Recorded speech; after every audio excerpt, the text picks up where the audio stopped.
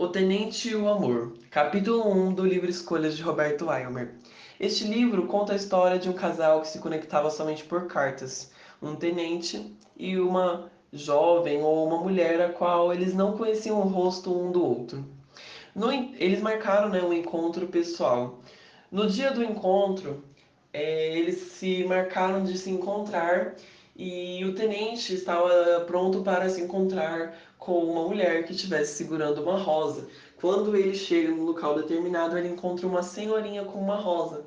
Sendo fiel à sua palavra, ele vai e janta com aquela senhora. Só que aí, quase findando-se o jantar, antes do jantar começar, na verdade, ele descobre que aquela não era a mulher com que ele estava se conectando. Na verdade, uma linda mulher tinha pedido àquela senhora para se encontrar com este homem, porque ela queria ter certeza que aquele homem era fiel às suas palavras. O questionamento do final do capítulo vem: somos fiéis à decisão que nós tomamos? Nós somos fiéis àquilo que nós falamos que nós iríamos fazer, mesmo que não seja tão aprazível como seria? Capítulo 2: Siga o coração e termine na solidão. Você seria fiel às suas decisões e escolhas? Elas são baseadas no pensamento consciente e subconsciente de custo, benefício e risco? Por impulsividade, buscamos o prazer imediato ou evitar a dor das crises. Porém, as coisas da vida não podem ser avaliadas em custo, preço de venda igual a lucro. Siga o coração, faça o que der vontade, viva o momento, não tenha medo de ser feliz, libere-se, coma o morango e não se preocupe com o urso e o tigre, de Carpe Diem. Essa filosofia é muito linda para os filmes que duram 2 horas ou livros de 10 capítulos, mas não é uma opção para a vida cotidiana. São ideias tóxicas e destrutivas que não se importam com a consequência das ações.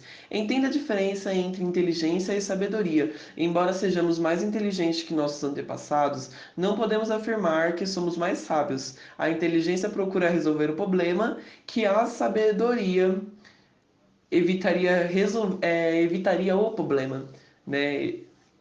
A inteligência procura resolver o problema, já a sabedoria procura resolver a raiz que gera aquele problema. O cerne O cerne da vida é: valeu a pena? Essa é a pergunta que vai definir se as nossas escolhas foram boas ou não. Capítulo 3: Morrendo de sede em frente ao mar. Sem perceber, passamos metade da vida buscando ou adquirindo riquezas e menosprezando a nossa saúde, e a outra metade, com a riqueza adquirida ou talvez adquirida, procurando saúde. A riqueza e a conquista não é tudo na vida. Às vezes pensamos que no ano que vem, quando eu receber, ou talvez quando eu alcançar ou conquistar, serei mais feliz. Busque coisas mais elevadas sem desmerecer o que é o mais valioso, que é a nossa saúde, que é a nossa família, que são as pessoas que estão ao nosso entorno. Dinheiro vem e vai, o mais importante não é o dinheiro ou as riquezas. São coisas importantes, mas não é o que mais vale na nossa vida. Capítulo 4: O ser humano destrói o que mais desamar. Neste capítulo, o autor ele faz uma menção de como o ser humano sempre tem a necessidade de amar, seja um cônjuge, seja um filho, ele sempre está à procura de amar. E como muitas das vezes esse amor nós o encontramos e decidimos deixá-lo de lado por trabalho ou por um projeto não certeiro e que não temos certeza de sucesso. Ele demonstra uma pesquisa onde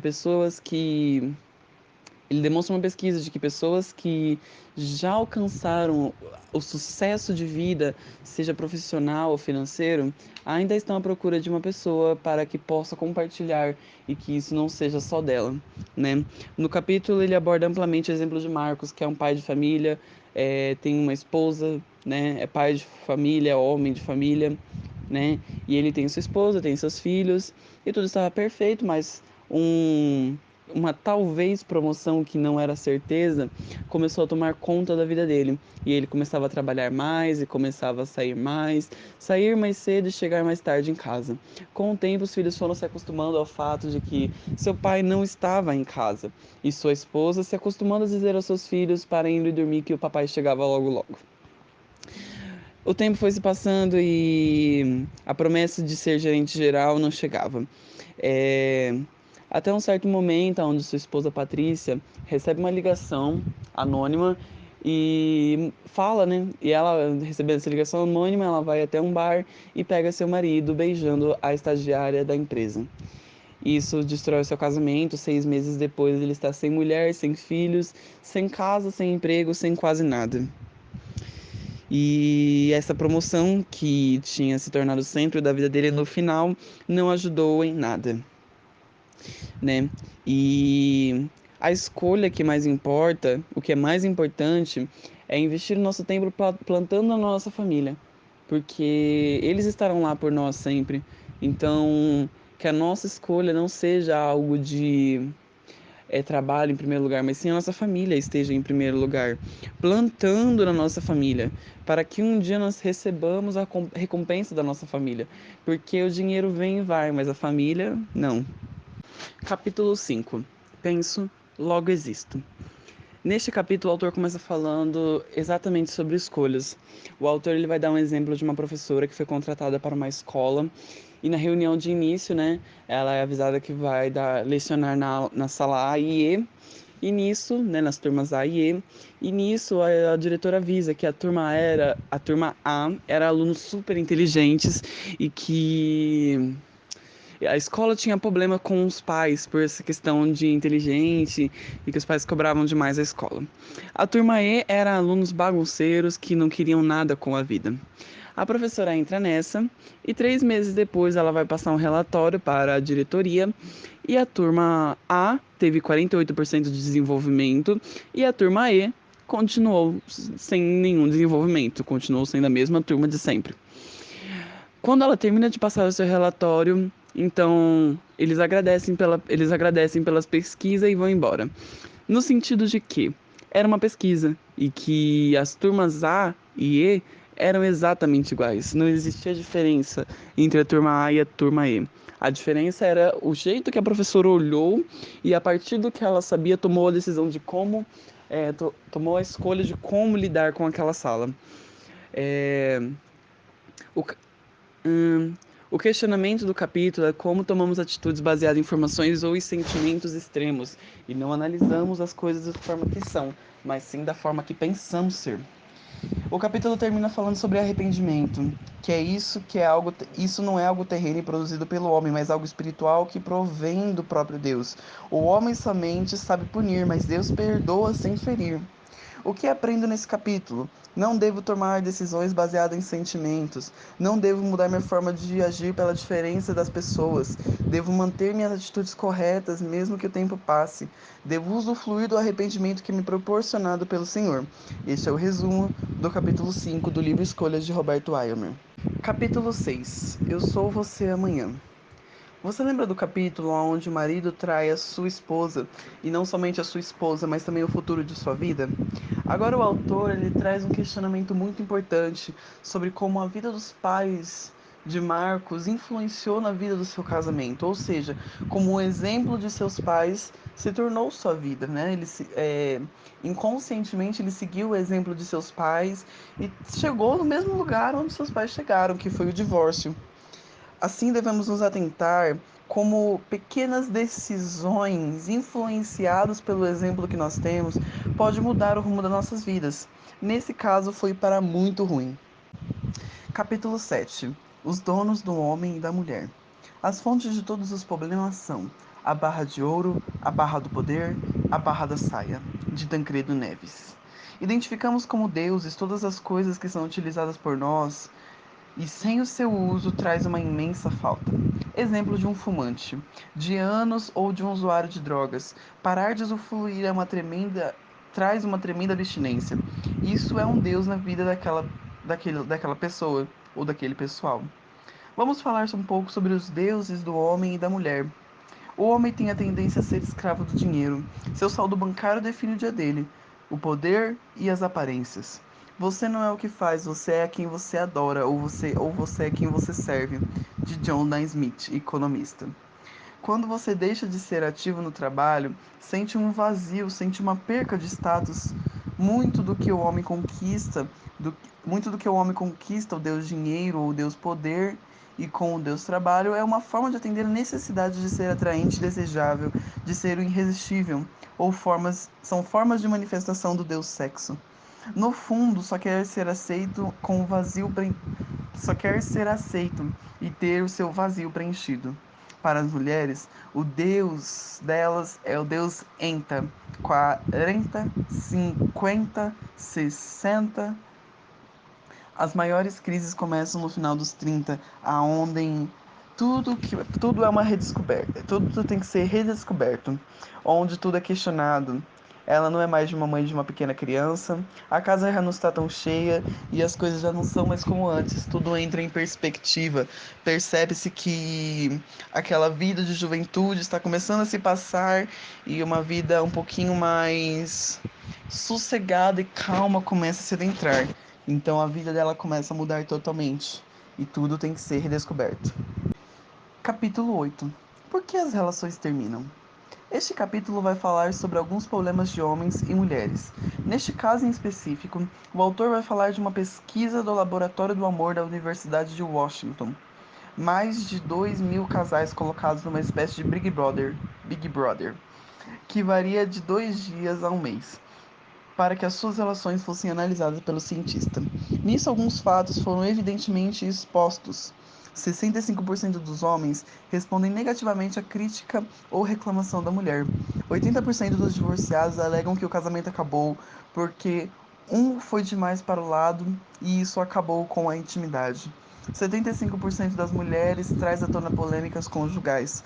O autor continua trazendo algumas frases e pensamentos que acaba minando o relacionamento. Então esse capítulo ele vai falar especificamente sobre isso, né? Escolhas tomadas que acabaram com o casamento. Então, a resposta negativa do homem à crítica da mulher é uma escolha. É... Ir para cada um lado diferente, né? Cada um tomar o seu lado no casamento é uma escolha. E trazer à tona polêmicas conjugais sem necessidade também é uma escolha. E essas escolhas podem minar o seu casamento. Capítulo 9. Construção. Criar um filho é como jogar um videogame. A fase seguinte sempre é a mais difícil. De Silvio Dias. Neste capítulo, o autor começa falando sobre a criação de um prédio, né? Ele tem a ideia de criar um prédio, acredito que um prédio comercial. Não sei se era prédio comercial, se era condomínio, mas ele tinha a ideia de criar um prédio e junto a este prédio colocar uma estátua de braços abertos, né? Uma estátua bem grande. No dia da inauguração, o artista que fez a estátua não finalizou o rosto. O dono então disse que deixaria assim mesmo, afinal a estátua era grande e as pessoas não viriam. É claro que essa decisão, né, do dono foi depois de muita briga com esse artista. E assim foi, no começo de tudo deu certo. Todavia o tempo passou e o novo edifício foi levado bem próximo. E a estátua sem rosto era vista sempre. Isso levou à desgraça dos criadores. Nisso, Nisto, o livro vai dizer: não adianta deixar inacabado. Uma hora alguém vai ver, uma hora vai descobrir e tudo virá à tona. Como diz a frase seguinte: o cidadão brasileiro tem medo do futuro e o político brasileiro tem medo do passado, de Chico Anísio. Ele equipara a construção da vida semelhante a como a adolescência. A pior, ele equipara a construção de uma vida semelhante a este prédio. É como a adolescência é a pior fase, sendo a época onde tudo é questionado, onde o passado dos pais é questionado. Sendo assim, este capítulo me marcou muito na parte em que como estou lidando com as coisas, né? Quem me indicou esse livro, inclusive, ele estava querendo que eu lesse exatamente esse capítulo, né?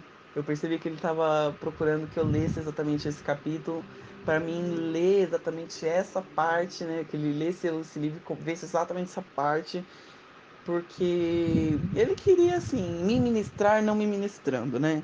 Mas glória a Deus que nós possamos aprender a terminar aquilo que nós escolhemos, né? Como a própria Bíblia diz, né? Quem coloca a mão no arado não tem o direito de voltar para trás, não tem o direito nem de olhar para trás, né? Não pode nem olhar para trás, entendeu? Imagine voltar atrás. Então que nós possamos avançar e resolver lidar com as coisas que nós falamos que iríamos terminar. Capítulo 10. prosperidade e riqueza.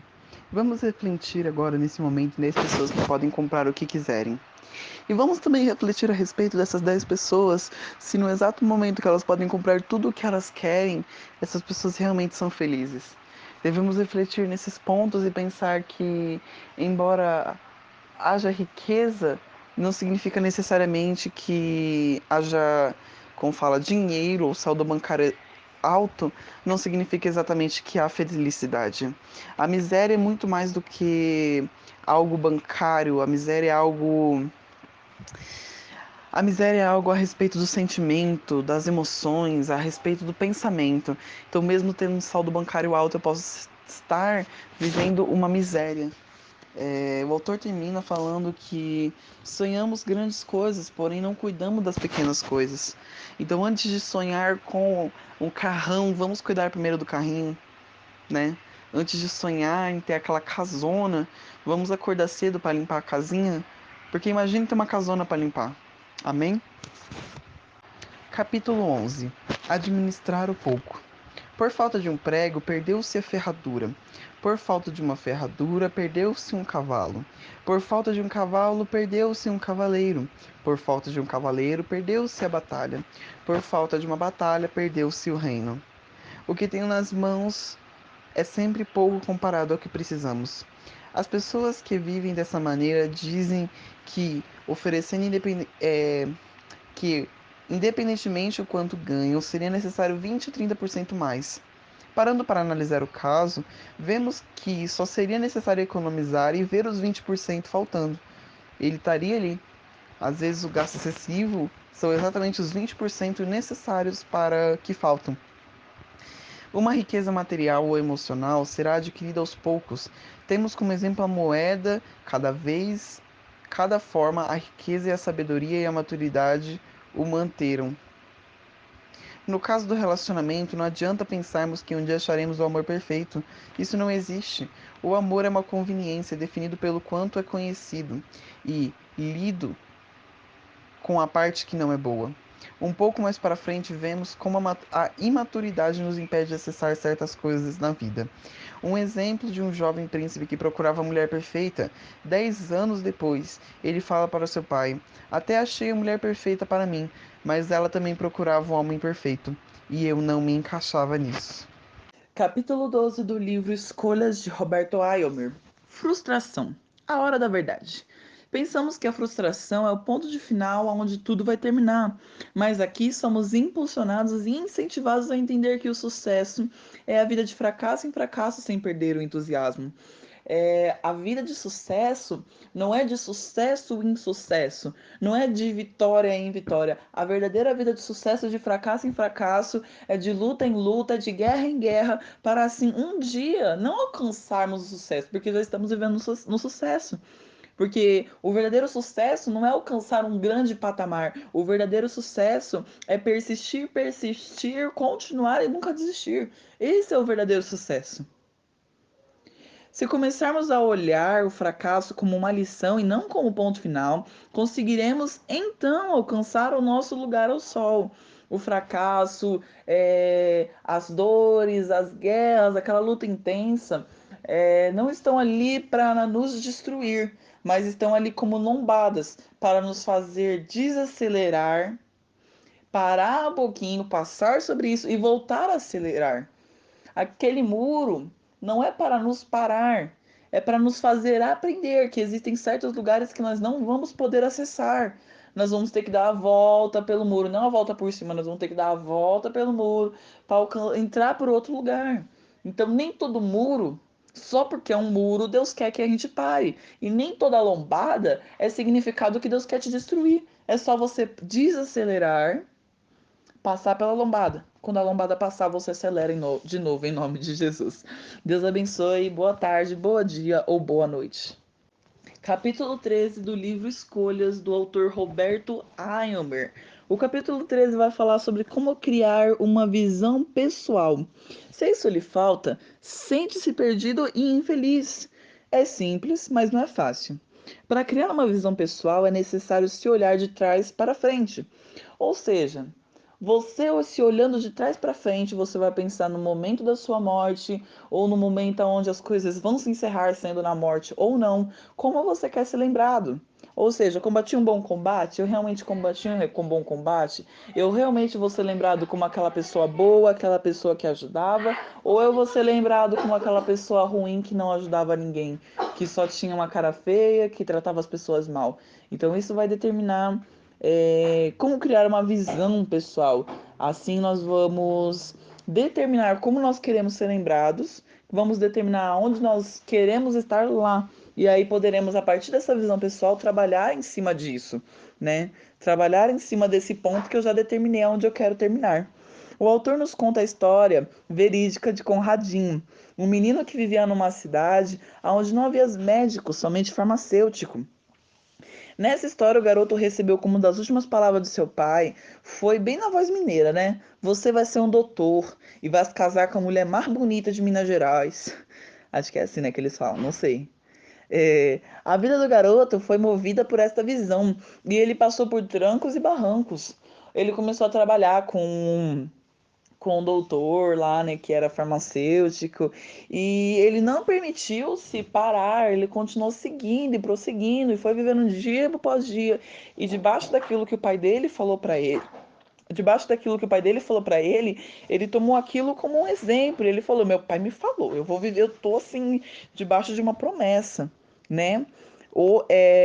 Hoje, o falecido doutor Conrado Balbino de Souza foi avô de Roberto Aylmer, né? Ele é conhecido hoje, o nome dele, assim, o nome dele normal, né, verdadeiro, que Conradinho era uma criança, né? Eles chamavam de Conradinho por apelido, mas o nome dele é Conrado Balbino de Souza, conhecido como um doutor, né? Consigo absorver essa história que quanto mais eu me mover debaixo de uma visão de futuro, mais fácil é eu alcançá-lo. Quanto mais fácil eu me mover para um futuro proeminente, quanto mais eu me entender, compreender qual é o meu futuro, mais fácil vai ser de alcançar ele, porque aí já não é uma visão abstrata mais, mas é uma visão mais clara, é um plano mais fácil de você seguir porque você entende qual é o seu futuro, você entende aquilo que Deus tem para você, porque você buscou dele. É exatamente isso que o capítulo 13 vai falar. Dê uma boa tarde, boa noite ou um bom dia. Deus abençoe. O poder da visão pessoal. Morremos de sede em frente ao rio, morremos de fome perante um banquete. O autor dá só uma lembrada, né, da história de Conradinho, uma história muito interessante, muito boa. E ele traz a mensagem de vivemos um enorme potencial de vida que damos valor depois de perder. Todas as vezes que eu vou a um enterro, fico impressionado com as expressões emocionais. A maioria das demonstrações de dor e angústia não são pelos erros cometidos, mas pelo amor que não foi expresso, pelas verdades que ficaram e depois nunca veio. Os pais debruçados sobre os corpos dos filhos, pensando se realmente investiram bem, e o tempo em trabalho. Mulheres chorando pelas memórias das críticas mesquinhas, como que infernizavam os finais de semana dos maridos. Maridos cegos pelas lágrimas de amor que jamais demonstrarão. No cemitério, as mentiras caem e o que sobra é o amor. Os defeitos que tanto incomodavam não era tão grave assim. A vida não era tão ruim assim. Onde estava antes da dor da perda? Capítulo 15. Mudanças. A gente sonha a vida inteira e só acorda no final. Quando alguém marca a hora com um médico ou um psicólogo, está pedindo ajuda para mudar. Mudanças custam dinheiro, tempo e esforço. Entretanto, mesmo com ajuda profissional, é difícil mudar. Por um lado, nós estamos querendo realmente mudar com força e com garra, mas por outro, subconscientemente queremos nos manter no mesmo lugar. Quando ainda estudante de faculdade de medicina, né, o Roberto falando, reparei algo estranho no meu comportamento na volta da faculdade. Eu costumava ir cantando pela rua, observando as belezas das mangueiras e do enorme pé de tamarindo. Mas ao chegar em casa, parava de cantarolar, fechava o rosto para entrar. Dali em diante eu era outra pessoa. Ali ele era mais duro, mais firme, e ele começou a pensar que como o esforço que ele tinha com relação aos estudos o tornava especial, ou seja, a dor que ele tinha que suportar pelos estudos acabava tornando ele mais especial dentro de casa, em relação aos irmãos e aos pais, e como este lugar de dor era importante para ele. Como quero sugerir que você possa ser um caçador ou caçadora de oportunidades para mudar o destino de seus filhos e das pessoas que dependem da sua aprovação. É... Precisamos aprender que pessoas dependem da nossa aprovação e que nós precisamos ser caçador de oportunidades e não tornar pessoas dependentes de nós. As pessoas são treinadas para agradar os pais, depois os professores, depois os chefes, nas empresas e empregos. Após tantos anos de treinamento, alguém diz para ela: agora você é líder e deve encontrar soluções para problemas que chegam até você. E deixam ela só. Estamos ajustando robôs ou formando líderes. Devemos pensar na nossa metodologia de lidar com pessoas.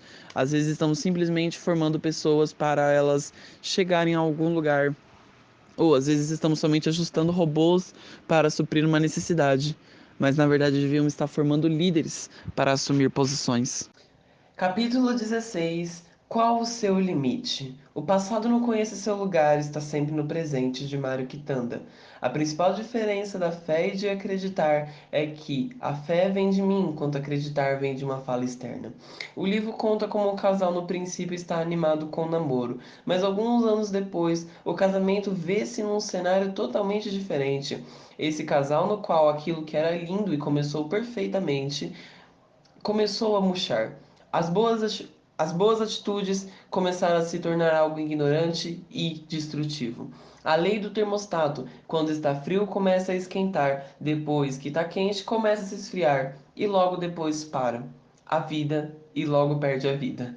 Então, o capítulo ele vai nos falar como devemos ter cuidado com a forma com a qual nós começamos e aquilo que está dentro do nosso coração. Isso muitas das vezes vai atrapalhar o nosso relacionamento do futuro. Parece que não, mas a forma com a qual nossos pais nos tratou, a infância, a adolescência, a juventude, tudo isso vai influenciar no nosso casamento. Amizades, colegas, parcerias, tudo isso influencia no nosso casamento e muitas das vezes pode torná-lo difícil, né? Muitos vão chamar de outras palavras muito mais destrutivas, mas pode tornar a relação com o parceiro muito difícil. Então nós precisamos entender que antes de nos aliançar com qualquer outra pessoa, nós precisamos estar livres, livres de nós mesmos, livres das nossas vontades, livre do nosso querer, livre do nosso efetuar, livre das coisas que nos machucou. Porque quando eu me caso, eu passo isso para o meu casamento. E quando eu estou machucado, eu passo isso para o meu filho. Quando eu abro uma empresa, eu passo isso para os meus empregados. Então não tem como a gente prosperar e evoluir sem primeiro a gente estar livre de tudo aquilo que um dia nos machucou. Nós precisamos ser livres. Capítulo 17. Você se lembra de Marcos, o ex da Patrícia? Marcos considerava como sucesso ter uma família boa e criar seus filhos num certo padrão de vida, um ciclo. Marcos alcançou tudo aquilo que queria antes dos 40. Ele sentiu uma pontada de orgulho ao visitar sua família no interior, vendo aquelas pessoas que falavam que os filhos de seus pais não chegariam. Os filhos de seu pai não chegariam a lugar nenhum. Marcos se sentiu angustiado. Embora tivesse um sucesso profissional, não teve sucesso conjugal. Temos o exemplo do vício de Marcos. Ele era viciado no trabalho, como um termo atual, né? Workaholic, algo comum nesse tempo. A promessa de melhoria de vida e qualidade de vida da família, a promessa da melhoria de vida, a melhoria de qualidade de vida da família era a explicação nobre para um ato pobre. Aparentemente estava tudo bonito, perfeito, porém Marcos se dedicava ao trabalho e deixava a família para segundo plano. Isso destruiu o casamento, e pouco tempo depois percebeu que seu trabalho e a sua promoção não chegou, perdendo seu trabalho. Este capítulo vai ensinar como os vícios destroem a nossa família. Vamos ao trabalho e após Marcos se divorciar, ele começa a se reaproximar da sua família. Estando divorciado nos finais de semana, alguns, né, final de semana, ele estava com seus filhos. Ele não levava mais trabalho para casa quando seus filhos estavam com ele. E com o tempo, Patrícia começou a ver que seu marido estava mudando. Logo pensou em talvez voltar. Capítulo 18. O que uma pessoa como eu pode fazer para mudar o mundo? Este é o grande questionamento. O que uma pessoa como eu pode fazer para mudar o mundo? Devemos pensar que, embora a demanda seja grande e o material seja pouco, o pouco de material, sendo pouco, é o que temos, pode ser o suficiente para começarmos. Um jovem rapaz que sofria com uma doença muito grave, com o tempo teve que amputar as duas partes do corpo, acho que se não me engano as duas pernas. Certa vez, na sua última internação, os médicos disseram que ele tinha 30 dias de vida. Logo o jovem começou a pensar. Ele começou a pensar. Com papel e um lápis, começou a escrever cartas pedindo doação de sangue. Na primeira semana, 6 pessoas apareceram ali. E com o tempo, o número foi aumentando. O próximo dos 30, e próximo dos 30 dias, o jovem morreu. Porém, aquelas pessoas estavam tão emocionadas com a história daquele jovem que passou os últimos dias ajudando as pessoas que precisavam de sangue. A partir dessa história nasceu o banco de sangue. O jovem rapaz só tinha lápis e papel e criou uma ideia revolucionária. Você tem muito mais do que isso. Você pode fazer mais para mudar o mundo. Capítulo 20. Escolhas. O bem que eu quero não faço, o mal que não quero, isso faço. De Paulo de Tarso em suas cartas a Romanos. Em sua carta a Romanos. Este capítulo, o autor vai falar um pouco mais da sua vida pessoal. Ele conta como a princípio nem esperava casar. Ele era um homem muito ligado no espiritismo, não assim envolvido, mas alguém muito interessado nessa questão do sobrenatural, espiritismo. Ele não tinha envolvimento, mas ele era muito interessado. Ele conta, né, que nem esperava se casar, mas tecnicamente indo forçado a uma bodas de uma família conhecida dos seus pais, ele encontra a filha desse casal que estava comemorando a bodas e algo dentro do seu coração dizia que ele ia se casar com essa mulher, né? Chamava Ana, inclusive. O tempo se passou, não passando-se muito tempo, eles se casaram. Dentro do casamento, passando-se algum tempo, eles se divorciaram por questões pessoais, porque eles não se sentiam bem. Coisa,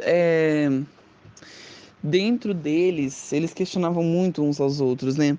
Era algo que eles não tomavam a decisão de sobrepor as mazelas um do outro para que o casamento se mantesse. E acabou que eles se separaram, Roberto se sentiu muito mal. Ana sempre enviava cartas para ele porque Ana acreditava numa reconciliação. E acabou que Ana acabou indo numa igreja, né? Num ciclo de oração com as irmãs. E quando ela chegou, no exato momento que ela chegou, a irmã que estava orando, né, guiando ali a oração, ela ora assim, para e vira para Hannah e fala, como se soubesse do casamento dela, e fala que ela estava divorciada, e fala que o Senhor ia reunir eles e que eles teriam um filho. E Ana ficou surpreendida com aquilo, crendo na promessa, e ela vai, né? Ela envia mais uma carta para Roberto, e essa carta, uma carta bem extensa, e ao ler isso à noite no seu escritório, depois de atender, cansado, isso penetra a alma dele, como, sabe, no fundo do âmago dele. E ele acaba indo até a casa dela, né, a casa onde a Ana estava, e eles acabam se reconciliando. Mal passando-se um ano, ele já tinha uma filha, Mariana. E essa filha, né, com o tempo eles pararam para pensar, refletir. E aqui nesse momento, Ana conta da promessa daquela mulher, né, que tinha contado e falado que eles teriam um filho, que eles voltariam. Roberto, interessado, convida eles para a sua casa. Roberto, ele tinha uma certeza de que seriam pessoas cold, sabe, aqueles olhos, aquela maquiagem, aquela roupa. E quando foram ver, eram pessoas simples como eles. E eles começam a adorar o Senhor naquele lugar. E um flashback da vida de Roberto começa a vir na vida dele de vários momentos que ele poderia ter morrido e não morreu. Jesus se apresenta ali naquele momento para ele, né? E ele toma essa escolha de se entregar para Jesus. né? O livro finaliza, né, dizendo, levando a gente a um lugar de nos encontrarmos com Jesus e fazermos a melhor escolha do mundo, que é Jesus. Poder escolher Jesus e escolher dar lugar a Jesus na nossa vida, né? Isso é o mais importante. Então, de tudo isso que nós aprendemos, esse tempo que gastamos sobre escolhas, que possamos tomar a melhor escolha da nossa vida, que é seguir Jesus. Deus abençoe.